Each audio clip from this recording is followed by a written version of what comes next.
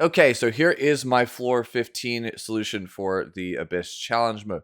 I think this one's actually fairly easy. It only took me 2 or 3 tries to actually get it.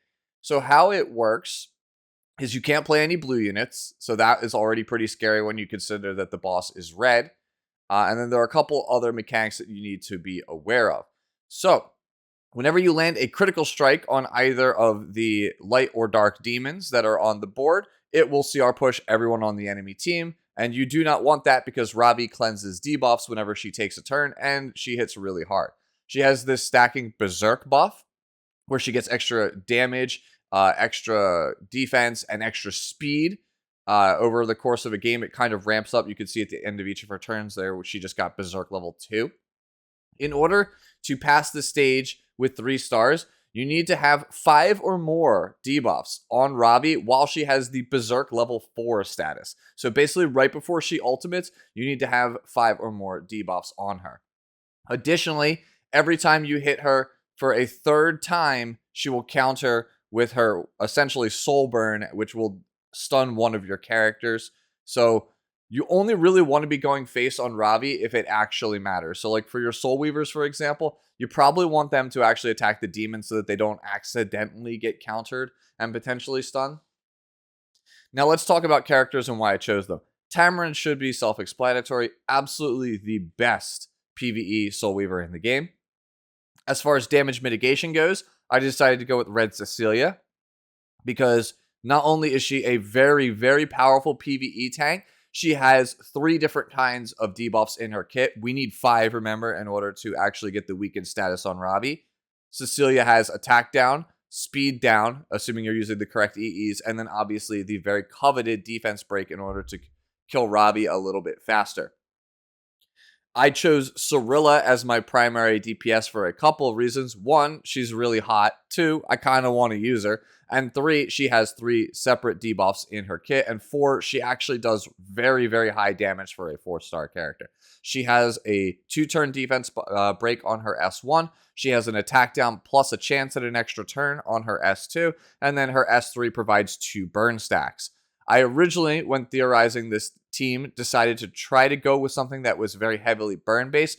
The problem is that it's very difficult, I think, to build an entirely burn-based strategy because most burn characters detonate, and the ones that don't are Moonlight 5 stars. So I decided, that would probably not be a very good idea for a lot of you guys watching this video. The last character that I went with is Tempest Surin because her S1 has 2 bleed stacks, and she could wear the artifact Torn Sleeve, which will then give you another bleed stack on her S1. So she could potentially dish out 3 debuffs on just her S1, and she's also a fairly competent damage dealer. If you do not have Torn Sleeve, then there are other options. If you at least played during Guilty Gear, something with Junkyard Dog is definitely a possibility for this floor. You're just looking for characters that have a whole suite of debuffs in order to pass this floor. If you have a character like Cirilla on your team who provides 3 of them and Cecilia provides 2 other ones, that's probably going to be enough. Just make sure that your other DPS provides some level of debuffing. For example, you could use Inferno Kawazu in the slot of Tempest Surin because he has burn buffs on them. To be fair, his S1 only has 1 turn burn debuffs, which could be very, very bad for you if you do not time them correctly. And you really can't use his S3 because it's a detonate. And again, that gets rid of all of the debuffs. So again, there's a fair number of options. I think for most people watching, Red Cecilia and Tamarinne is going to be the core for you because they just provide way, way too much. Sorry about that. I did not mean to attack the demon there, by the way, in this footage. That was absolutely a slip up, but I still end up winning this anyway. But yeah, as I was saying, there's a lot of options. Just make sure that there's like roughly, 5 or so different types of debuffs in your composition. And then also just be cognizant of not only Robbie's Berserk level, because when her Berserk level is level 4, if for some reason you don't have a whole host of debuffs on her, you will take an absolute, metric ton of damage, just like you saw at the very start of the video. That's what it's going to look like. It's going to be like 90% of everyone's max health if you don't actually have any debuffs on her when she's on Berserk level 4. So as long as you manage your debuffs properly, don't use AoE characters that can crit to accidentally push Ravi.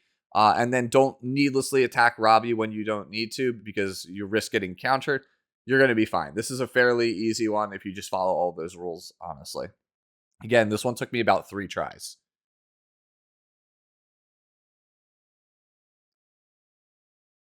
Go idle mode here, and then just zoop ahead.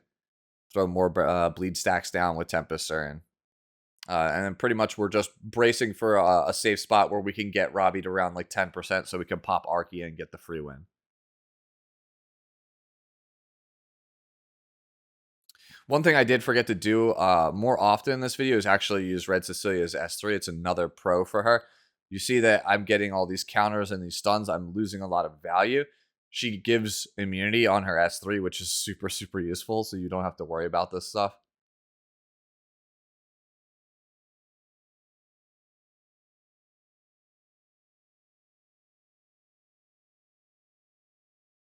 More bleed stacks. At this point, I probably could Archie on my next turn, but I want to guarantee it, especially if I get an extra attack here on Cirilla's S2.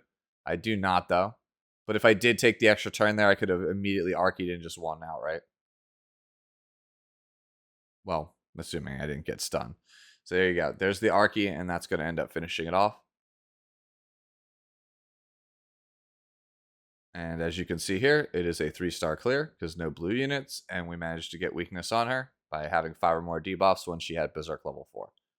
All right, let's take a look at the gear. First up is Red Cecilia.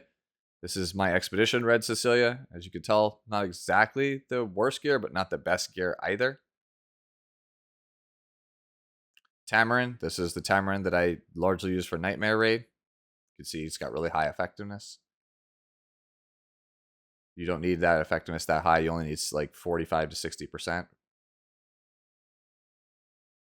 Here's Cirilla. Just built her last night with just some spare leftover DPS gear. Some level of effectiveness from her imprint is probably fine. Don't need a whole heck of a lot, probably like 45%. And then finally here is Tempest Siren. Again, just rebuilt this one. She's on Torn Sleeve.